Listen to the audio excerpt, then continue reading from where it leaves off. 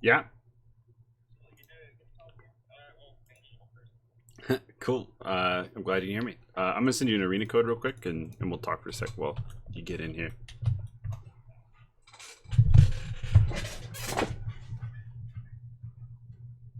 What's that? Oh, it's pretty good. How are you? Good to hear it. All right. So, basic starting questions since this is your first session. How long have you been playing Smash?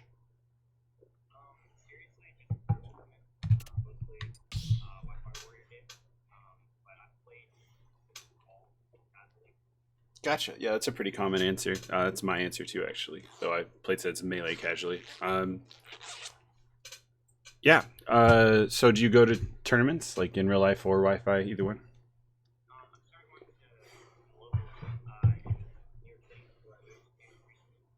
Cool.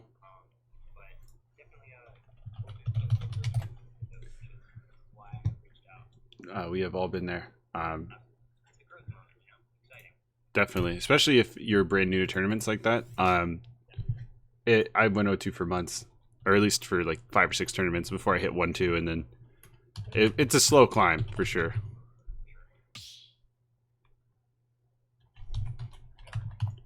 Yep, one sec.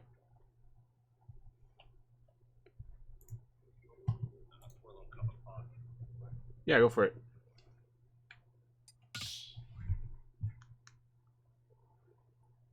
Choose your fighter.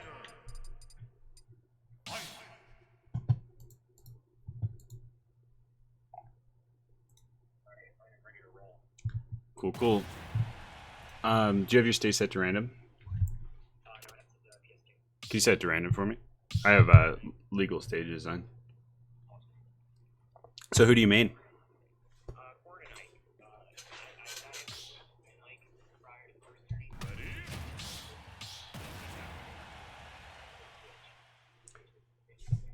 Well, do you find Corrin fun?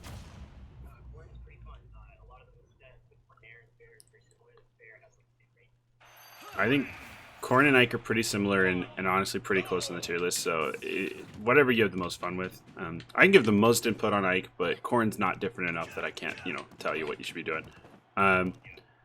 So the first thing I like to tell students, especially when they've just started going to tournaments, is the most important thing to get down. First off, is technical skill. So how much time have you spent like in the lab just sort of grinding out tech and trying to make sure you know how to move in this game?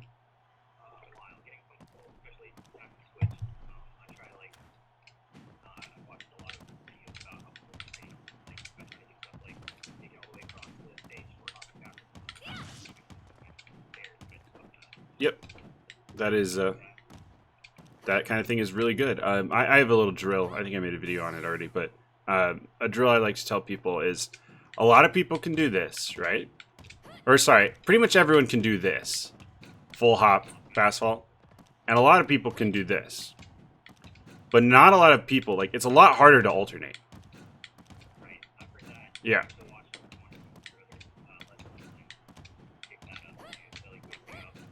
Yep. Yeah, and the biggest thing is just to make sure that the input you want is the one that's coming out, and just practice it over and over again. And then like low space bears and things, for Corrin that's going to be massively important. But for Ike it's important too. And low space nairs for Ike, low space everything for Corrin. All going to be very important. But you seem to have at least decent mastery of how to move around. So I guess we can just play the game, and I'll look for some things you can improve on. We'll do. By the way, before we start, I am recording, and I always upload the VODs on my second channel. So you can do VOD review there, because I'm just going to kind of keep talking as we go. And I know it's pretty hard. Like, I'm going to give you more than you can do in an hour. Yeah, so it's going to be important that you go back and watch the VOD and do some VOD review. I also offer VOD review as a service, but we can talk about that when it's not on your dime. So let's go.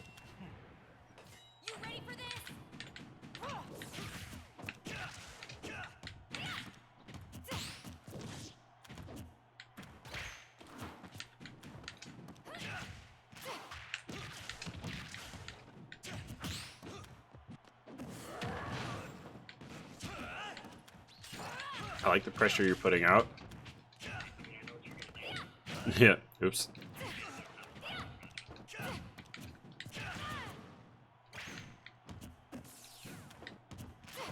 Yeah, that's a huge barrier, is matchup knowledge. And, yeah, and Elite Smash is good for learning the basics of characters, but until you play, like, a really good main, there's going to be so much you don't know about. Yeah, we gotta watch those air dodges. As soon as you did that air dodge, it was over.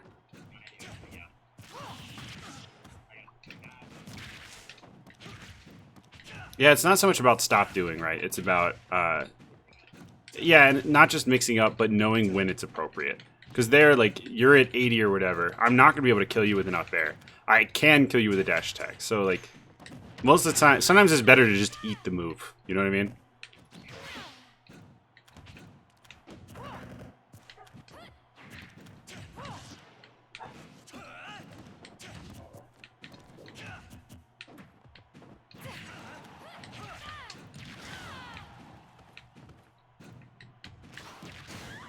Careful with those landing downers. That is incredibly unsafe. Yeah, and I'm not even calling... Oops, didn't do that on purpose. So, I'm not even calling out a habit so much as I am just waiting, right? Just waiting and reacting. And being ready, right? I was like, he might down air here, but I wouldn't have done that F tilt if you didn't down air. Corrin's down air is a really slow startup. I was able to see it starting and then do my F tilt. Sorry about my dog. I'm going to let her in after this game. Nice. Yeah, she's yelling, though. Oh, nice back here. Good job you mixed there. You didn't just air dodge again, which is nice.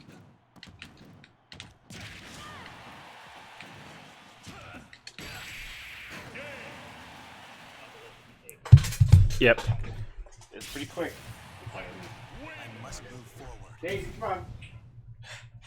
Oh, you already... No, Daisy, come on. She ran up the stairs, and my girlfriend let her in upstairs. Because there's like an outdoor porch. And then, so I was calling for her to come in, and she came from the upstairs and then ran out. Which is awkward. Anyway, Daisy, you good? Sorry. All right. So yeah, why did they tell you to switch to Corrin? I'm curious.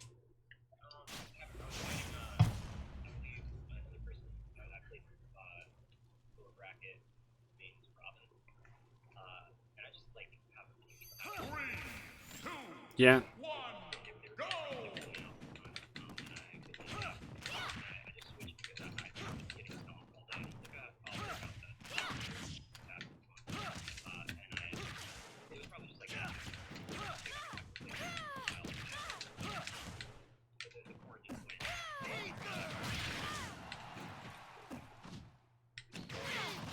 So hearing that makes me think that... Because Corrin and Ike have pretty similar game plans. I mean, Corrin has slightly better grounded normals. But I would imagine it was just you got out of your head when you switch characters. There's nothing wrong with... Like, if you want to play Corrin, of course I'm not telling you not to. I mean, again, they're pretty comparable. But I do think Ike's a little bit better for learning the game with, because Ike's combo game is maybe a little stronger and a little more incentivized. But Corrin can be perfectly fine for it as well. Especially if it was already working for you. I mean, that back air is disgusting, of course.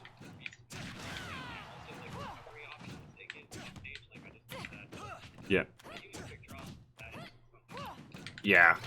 That is the one way that I think Ike is more limited in learning the game than a lot of characters. Oops. I think I'm dead. Oh, no. I'm good. Yeah, sorry. I was trying to do a B reverse quick draw, and I just misinput.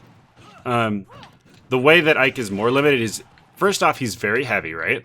And second off, he has quick draw, which, because of those two things combined, he's out here living to 160 on a lot of stocks. Yeah, and Corrin has a pretty good recovery, and she's pretty heavy, but Ike definitely can handicap you in a big way, and in keeping you from being as careful as you should be, because he can just get away with so much. Then again, you play a really good player, they're not going to let you get away with anything. But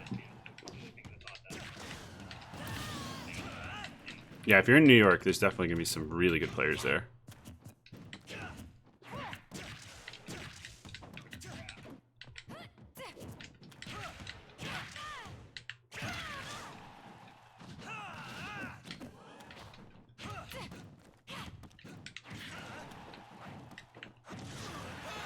Oop, finally killed. Doesn't kill as early as Ike's.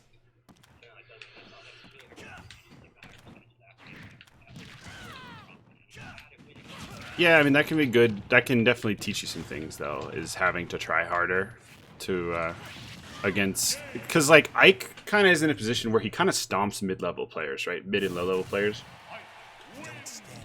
Yeah. Because they don't know how to deal with Nair. So you might, you get rewarded for just sort of nairing and then people run into it. And the more you get rewarded for that from playing mid-level players, the more you do it. And then you try a high-level player and they're suddenly like, oh, you're predictable. And they just beat you. It's very easy to get stuck in that trap and not realize where you're going wrong. But I do think it's important to get to that point where you're able to convert off of every hit, where you know what your plan should be in neutral, where you're playing fairly safe. It's okay to be linear while you're learning, because you have to learn the rules to break them. You know what I mean? So yeah, I think that there's not enough thought into most of the things that you're doing here.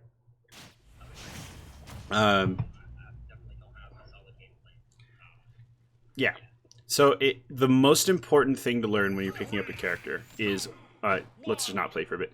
What moves should I be using in neutral? What moves are safe enough that I can poke with them? Because let's be honest, about half of Smash Ultimate is throwing out safe hitboxes and finding follow-ups off of them, right?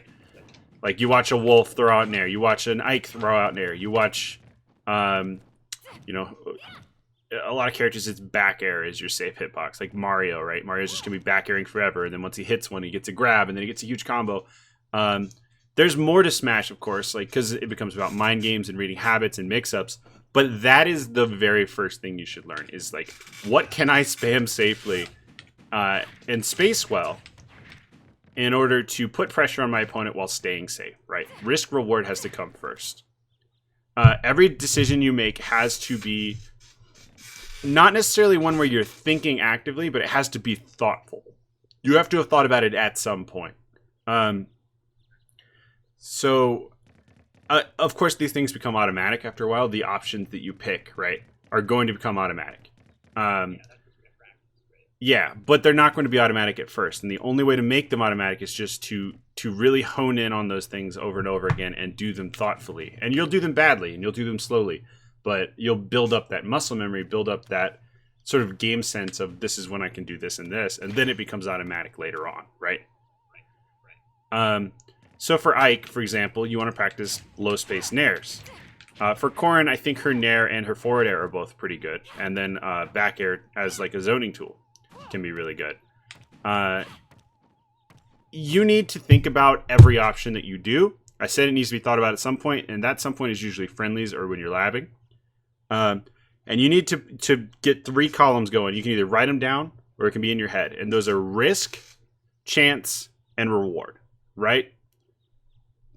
So risk is what happens if I miss, right?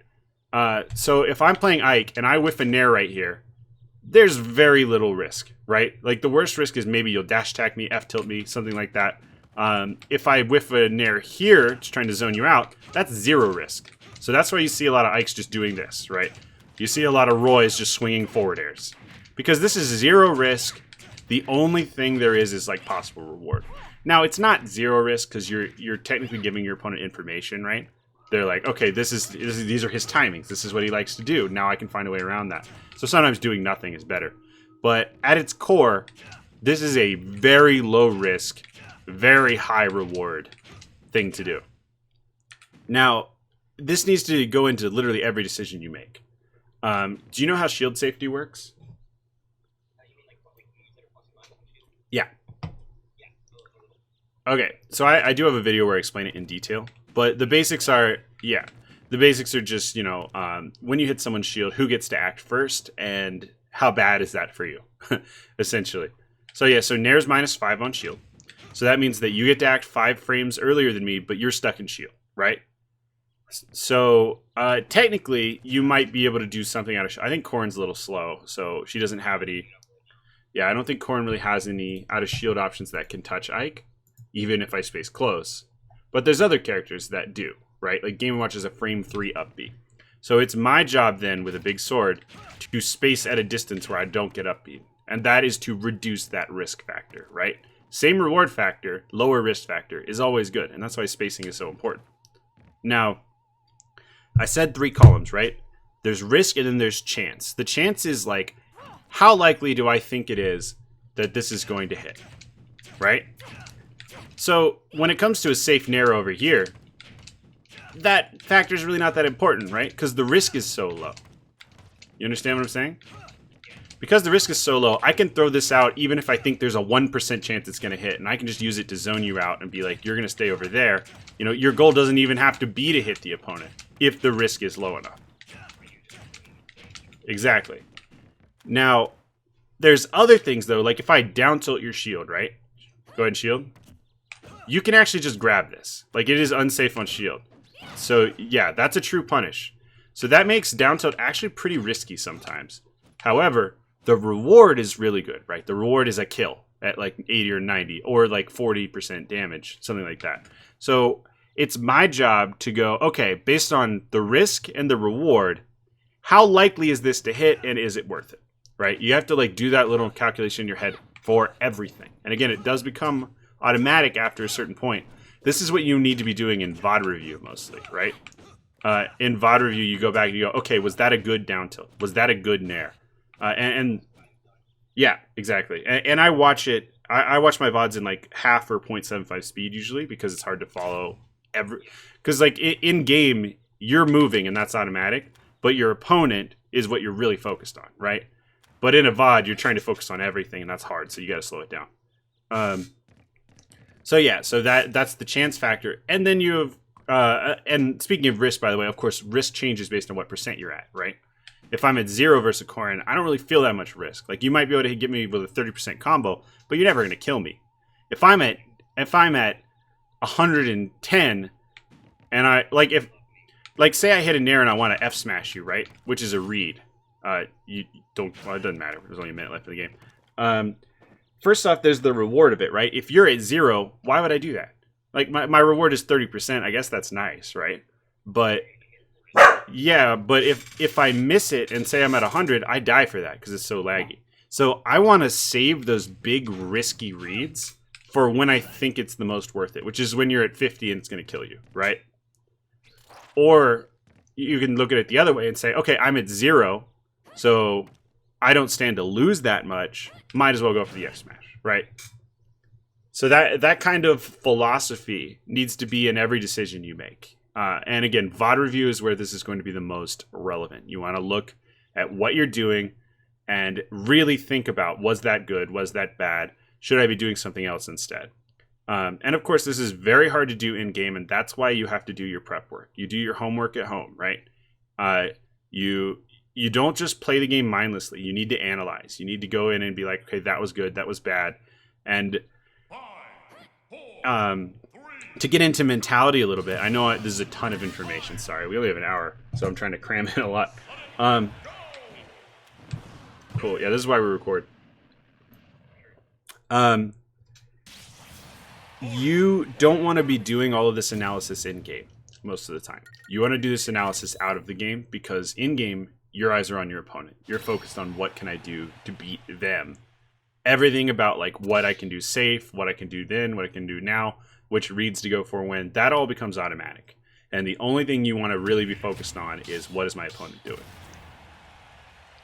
So yeah, that's why you do your homework. You do your VOD review. You play friendlies without, like, you don't play friendlies to win all the time. Sometimes you want to play friendlies to improve a certain aspect or to look for certain situations. I mean, yeah, because it's just so much more valuable to gain knowledge than it is to win a friendly, right? So that should be your main goal. That's why getting frustrated in friendlies is one of the worst things you can do, because you're depriving yourself of the information that you could be gaining.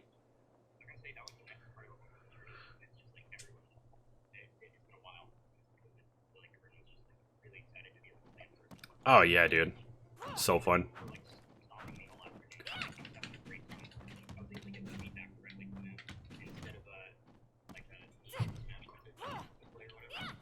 I lived in Atlanta pre-COVID, which is like an amazing Smash scene. But during COVID, I moved to like rural North Carolina, and the scene was very limited here. And I was so excited about quarantine ending that I started my own local. That was the only way I've been able to play. Is I had to start the local. But yeah, I love locals, man. They're so fun. Wait till have you ever been to a major? Oh yeah. My biggest recommendation is SmashCon, but that's not until like next summer. SmashCon was the best major I've ever been to. But then there's MomoCon in Atlanta is amazing. DreamHack is great. Those are those are the three I've been to, and they're all awesome. But yeah, anyway, majors are great. Go to them if you can. But yeah, I love offline Smash. It's why I love the game. If it was only online, I would not still be here. Quarantine was rough. Okay. Oh, plus you just make friends. You know, it's cool having a common interest. Yep, especially as an adult, right? Where it's like I don't know if you're an adult or not, actually, but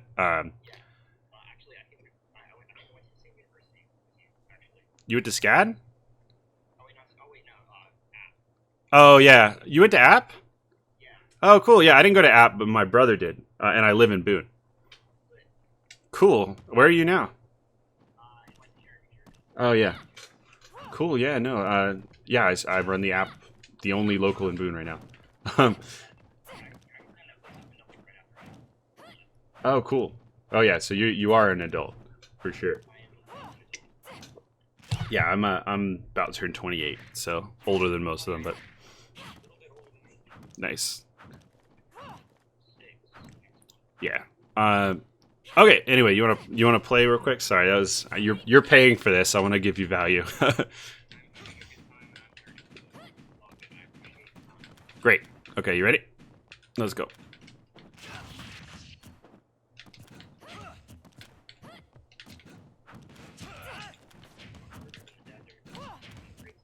That's a good song. I don't have volume on though, sadly. Yeah, it's my monitor doesn't have volume, and I'm hooked up to my computer for volume instead, so just can't do it.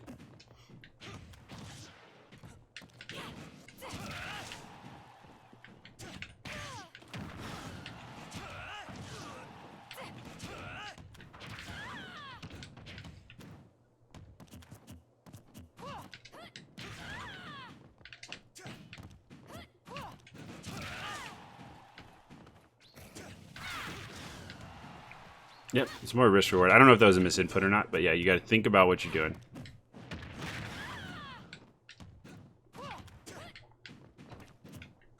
And that applies to everything. It applies to disadvantage too, right? Like, is this air dodge worth it?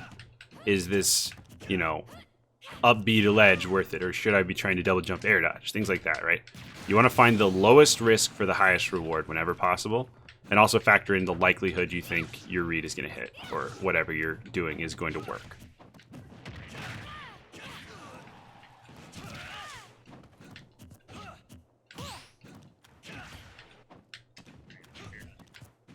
Yep, a little bit. I mean, you're doing it a little bit too much, but you know, it's okay. One thing at a time. Yeah, it's good to recognize the habit. Where it becomes bad is when you get mad at yourself. Yep, I'm in. Or we'll go. Let's keep playing, and then I'll go into what I was about to say after. It's pretty complicated. All right.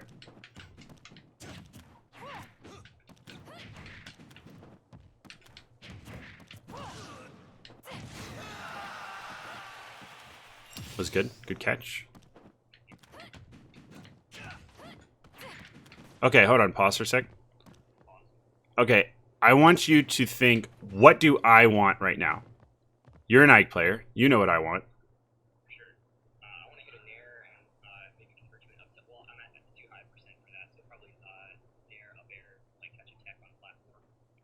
Actually, at 91, Nair up air will kill you. This is perfect. Yeah, this is perfect kill percent. So, when it comes to percents like this, when it comes to like when you know you're in the sweet spot for your opponent's kill, and there's one thing you know they want. Your only goal now is do not get hit by Nair. All right? You need to be thinking, what can I do to not get hit by Nair? And that means run up shielding.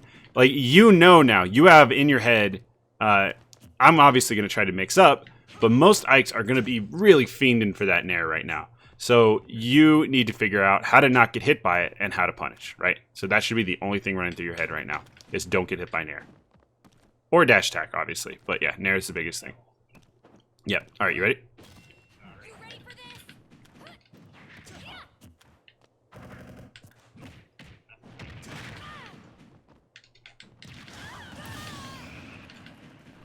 Yep. True.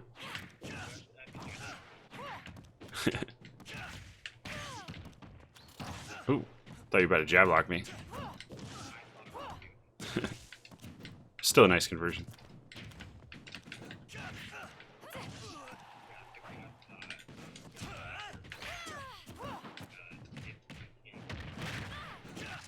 Yeah.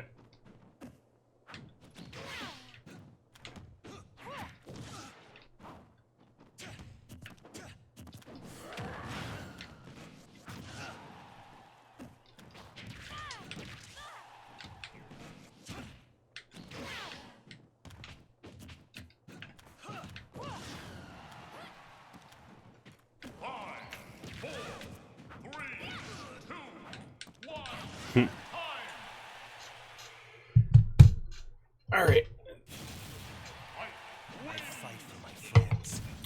Yeah, for sure. I mean, it's not your goal to impress me, though. It's your goal just to slowly get better.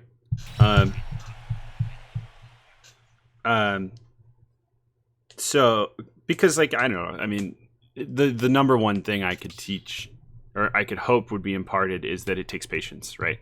You can't get frustrated with yourself, because these things, they just take time. They just do. They take time, and you're gonna fail a lot, and like the way to get better is to be okay with that. And it's not even a positive thing. Like you don't want to be happy failing. You know, you said. So I was trying to talk about what you said about trying to keep a positive attitude, right? Yes, to an extent, but that can be a trap in and of itself, right? Because we want to like avoid negative judgments, right? Avoid like, I'm such an idiot for missing that, right? But to a certain extent, we want to avoid. This is from a book, by the way, that I could recommend. It's called The Inner Game of Tennis, which is, yeah, it's an amazing book on mentality that I recommend everyone read. If you DM me later, I have a PDF. But basically, you want to clear your mind of judgments of yourself. Right. And by judgments, I mean value. Like, I don't mean in the game, like, was that a good thing to do? Was that a bad thing to do? I mean, like, moral judgments, right? Like, oh, I'm an idiot for missing that. Like, you know, don't judge yourself for the things you're doing. But that includes positive judgments, too. Because what is a positive judgment? Like, they can't exist without the negative, right? If you're saying, that was great, you know, do more of that. Well, now you're trying to do more of that, and you're not being objective anymore, and like you're just trying to get that feeling again. You need to be impartial. You need to sit back and view the thing that happened, and just be like, I need to do more of that. I need to do less of that. Right? It's not. I'm not explaining this well. Yeah, I know that's great. Sorry, I'm frustrated with. I'm making negative judgments on myself for how I'm explaining this. It does, yeah. The important thing is that you have a clear mind, right? You want to be able to see things without bias. And as soon as you introduce judgments, like whether it's I'm so cool, I did that and it was awesome, so I want to do that again or whatever, that's when things get a little twisted. You know, you become biased towards your decision making. You don't necessarily choose what's best for winning the game or whatever like that. You want to passively just correct when things go wrong and try to work in more of things going right without judging yourself as much as you possibly can. And the book explains it much better, which I can link you to later. But the goal is flow state, right? In the moment, you want to be thinking nothing about what just happened. No matter what happened, whether it was good or bad, you want it out of your head instantly, right? Unless it's, oh, totally. It's all the same. Improving at anything, you know, it's all about doing the work beforehand so that when the time comes, you can just trust yourself to make it happen, right? You don't want to be thinking, okay, I need to short hop here, then I need to fast fall, then I need to do a down tilt. Like, you know, that takes too long. Your body, or in this case, your hands, just does it. It just does it. And what's going through your mind is watching your opponent. Honestly, though, in terms of cohesive thoughts, you don't want much of anything going through your mind. You know, it needs to just be a flow. You just need to exist and be passively accepting of things the way they are instead of trying to think about where you want things to be. The more time you spend thinking about, I want this to happen, the more you're going to start fishing for options that aren't realistic, right? Or the more you're going to start getting mad at yourself when things don't work out the way you expect them to. So it's about acceptance more than it is about positivity, is what I was trying to get at. It's not about, always being okay with everything. Or it's not about always being like, that's okay, I'll get him next time. It's about being honest with yourself and accepting things the way they are, right? Because if you don't accept things the way they are, you can never improve them. Okay, so yeah, I may have just gone a little overboard there trying to get around to the point I was trying to make, but I do think it's really important for mentality.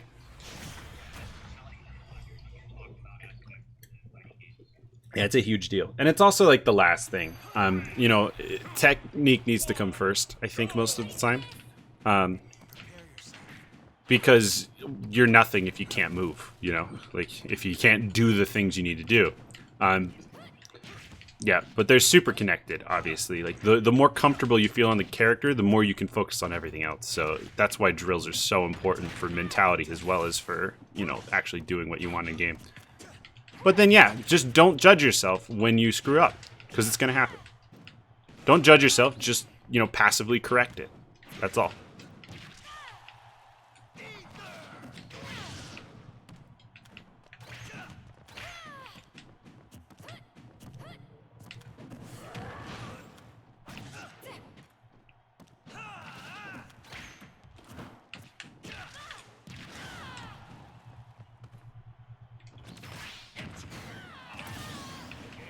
Thanks. Yeah, you went high a couple times. I just thought you might do it again. All right, I actually was reading a double jump fair, but that works too.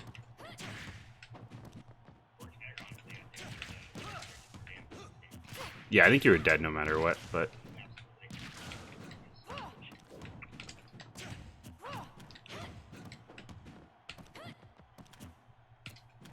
She feels squishy? Compared to Ike, I guess, yeah, but she's definitely on the heavier side in general.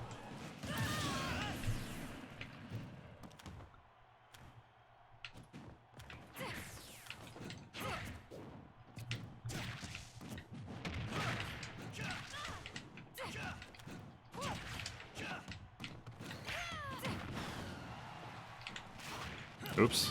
I keep doing that by accident. Oh my god. I guess. I'm trying to do quick draw, and every time I'm getting eruption, I'm not sure why.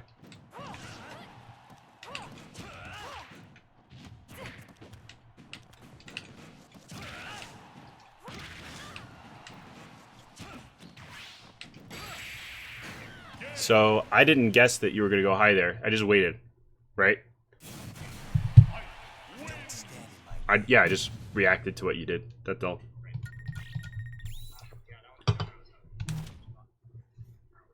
Yeah, again, that's why it doesn't matter. You're not expected to fix everything right now. There is VOD to review. And at the end here, yeah, I'm also going to put the full VOD up so that you can watch in slow-mo. We'll play like a little set at the end here. Not yet, but like a little best of 3 just so we can like try hard, and that'll give you something to VOD review. Does that make sense? Something I was gonna say. Oh well. Oh yeah. I was gonna ask, do you know what your options are in disadvantage? Or could you go through them? Like, let's say I'm juggling you, right? What are your 3 or 4 options to get out of there?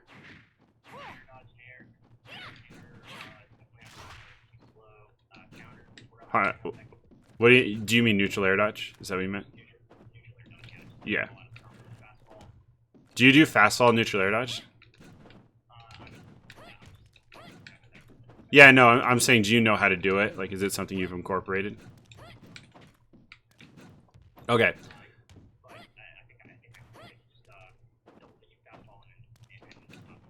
And then you neutral air dodge, yeah.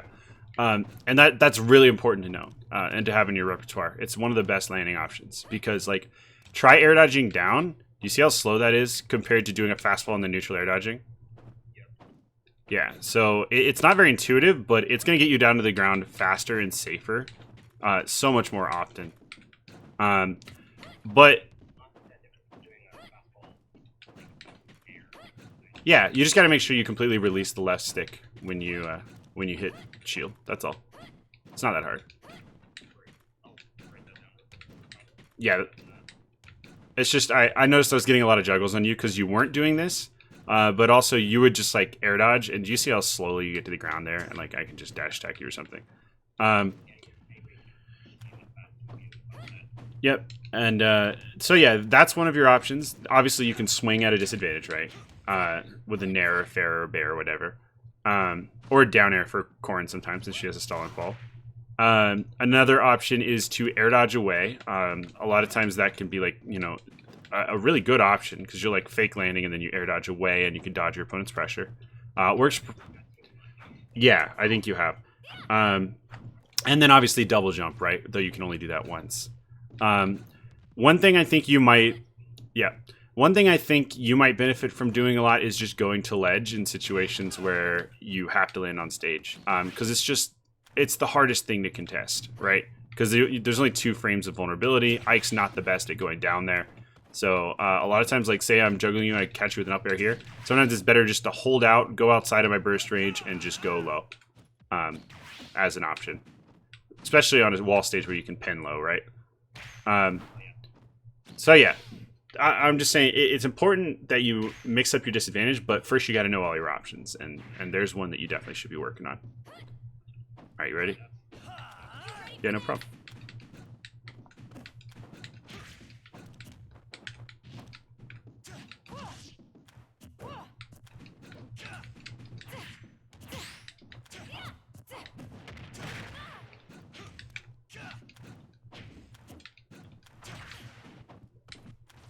Nope.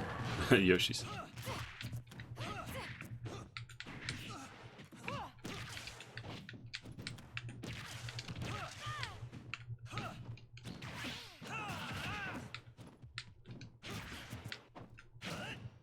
So you notice how you were at 70, I was at 30. So going for that big risky F smash there is not that bad of a risk, and I get a kill if I get it, right?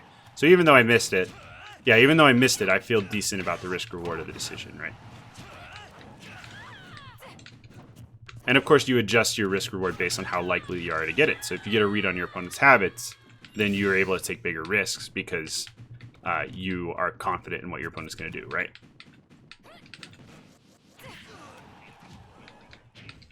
Yep. It's the hardest thing to learn. And the reason why is you have to do everything else first, right? If everything else is an automatic, how are you going to watch your opponent?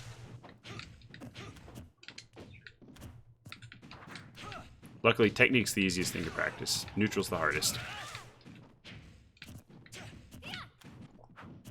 That was good bait. Good job using your safe on shield aerial to bait an option out of me.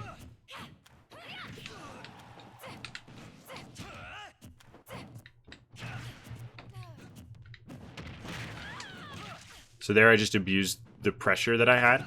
And that's a case of you. That's why it's so hard to watch your opponent, right? Because I exploited the fact that you felt uncomfortable. You're not as familiar with situations as I am. So I knew if I put you in an uncomfortable situation, like jumping up on that platform with you, you weren't going to know what to do, and you were probably just going to keep shielding. So I just grabbed you. Does that make sense? Yep, and again, those are those things you need to not judge yourself for, because it takes quite a while to break those habits. You know, you have to fix so much else first, but it is good to be aware of what happened, right?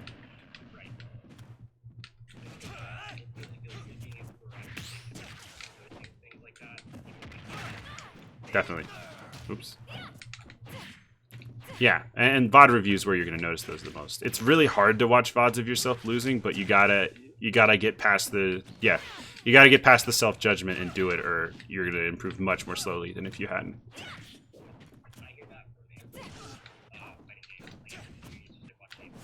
Yeah,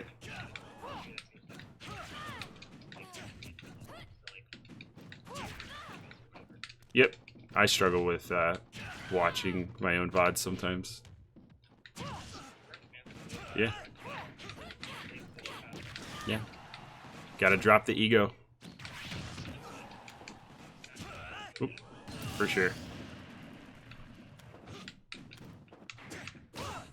Yeah, I feel like improving in Smash has helped me in a big way in like many aspects of my life. Just it feels good to know you can improve at something. You know what I mean?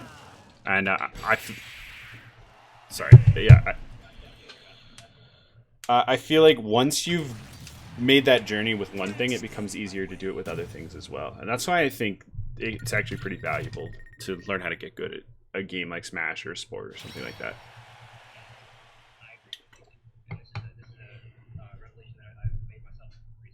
Nice. Yeah, you're older than a lot of my students, so I a lot of times they'll be like 17-year-olds who've never been competitive before, and I'm like, this is gonna be good for you, I promise. Yeah. But it's fun, I promise. That's what's so good about things like Smash, is like it's fun too. So oh yeah, oh wait, let's make this the best of 3, okay? So as of right now, we are both tryharding, all right? We're not gonna talk. We're just gonna play it out, and I want to see how you handle it when you're focused. But don't put too much pressure on yourself, right? It doesn't actually matter, and you want to improve. Okay? Exactly. Yep. And yeah, the main purpose of this is to give you something to VOD review. Okay? All right, let's go. Yep.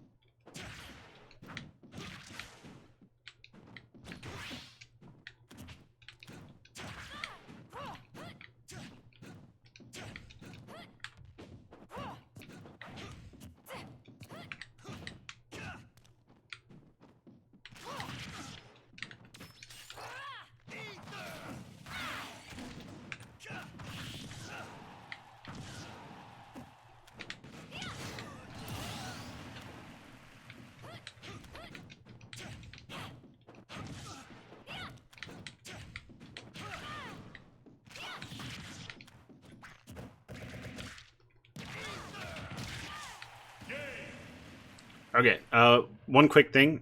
You want to DI ether down and in? I don't think you should have died there. It looked like you were doing down and out, right? Yeah. True.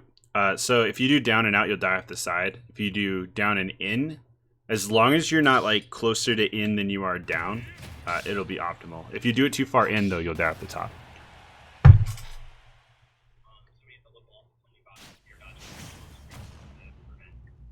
That's character specific. Some characters, like, their leg flies into the blast zone when you do that, and you'll die. Yeah, like Ike is not very good in that regard. Like, look at... So if any part of your character touches the blast zone, you die, right? Look at how far Ike goes, like, backwards before he goes forward. Some characters have better animations than others, and so it can be better to air dodge, but for Ike, he just dies most of the time. One thing is... Yeah, if you jump, though, that'll save you in a lot of situations. So that's another option, because it fixes your momentum. Different characters have different options. All right, ready? You ready for this?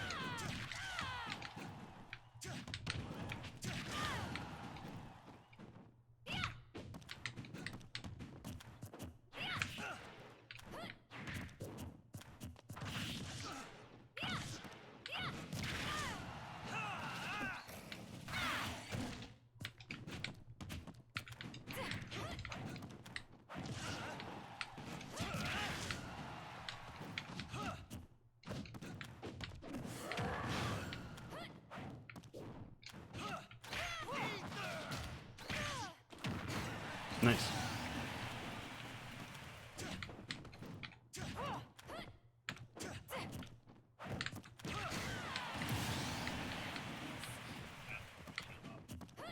Mm-hmm.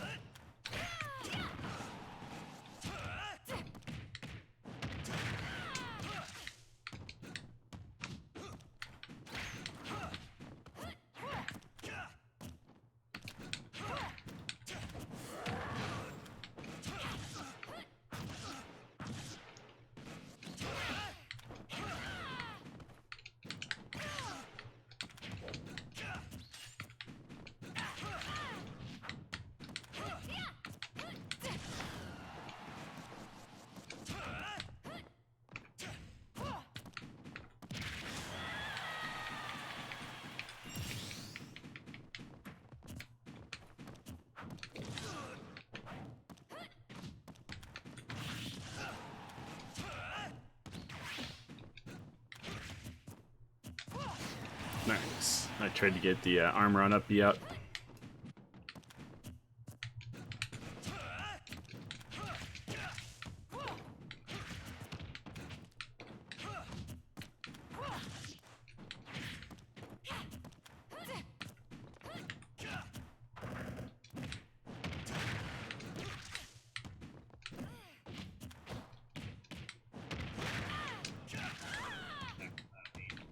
Thanks.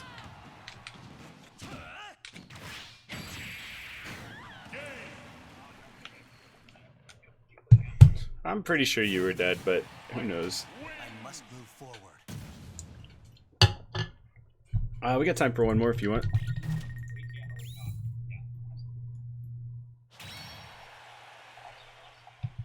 Of course, man, you're paying me. I appreciate it. Just, yeah, no, it's very nice of you.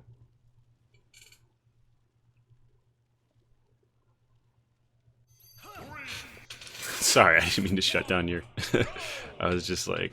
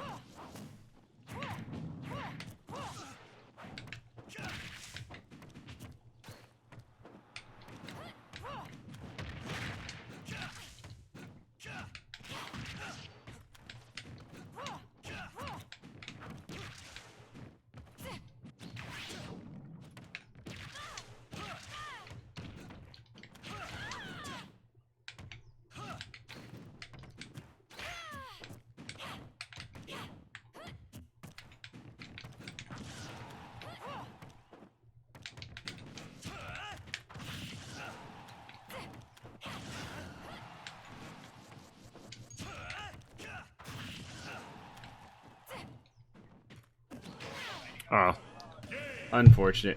And we got time. We got time for one more. That was pretty quick.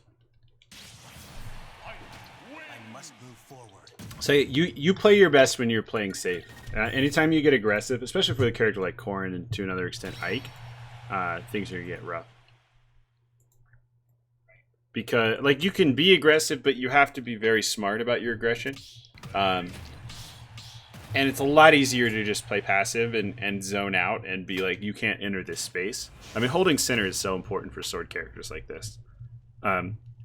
Because, like, you need space to retreat in order to abuse your range. Obviously, it's a little different when it's a sword character versus a sword character, but...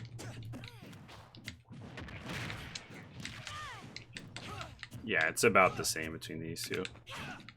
I think Ike is slightly longer range on some moves, and Corrin is slightly longer range on some.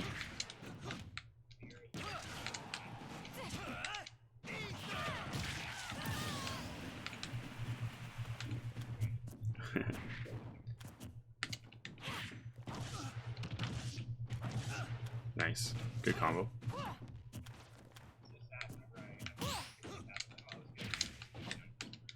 It adds up.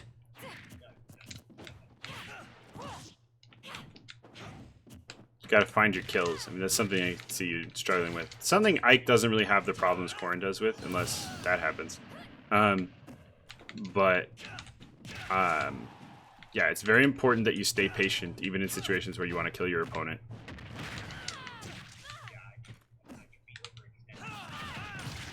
Also, you keep getting hit by that. You gotta be careful. Going low will get you out of that most of the time, as long as you're patient. Yeah, you gotta mix your recovery up.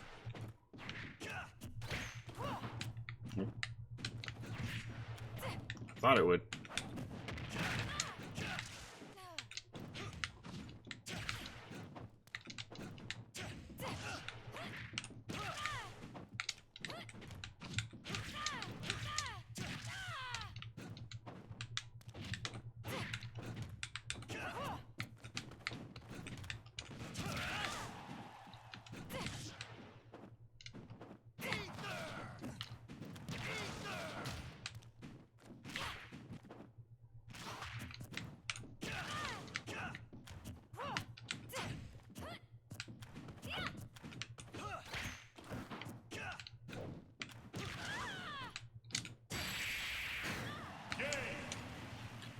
So yeah, The number one thing I would tell you is just work on patience. There's a lot of situations where you're hitting buttons where you could instead just be chilling. And if you just chill, you can look for mistakes and find punishes. Bigger reward and lower risk, right? Which is overall our biggest goal. Yeah. All right, we got 2 minutes. So you got any questions? Normally I go over a little bit, but I got another session at 2. Thanks. All right, man. Well, my DMs are always open if you got any questions, and I will shoot you the VOD later today. Yep. Yeah. I'm doing a lesson after that, so DM me just so I don't forget. Yeah. Okay. Oh yeah. I'm giving you in the Discord the student role, which lets you. Let me see if I can. Yeah, you can leave reviews, and we also do events sometimes.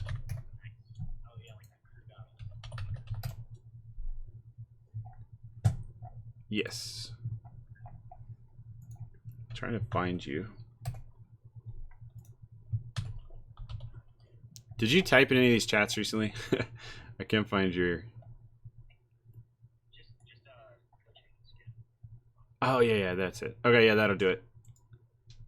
Okay. I have given you the student role. Okay, you can now post on that channel if you want to leave a review, and also you might get added for certain events. Yeah, have a good one.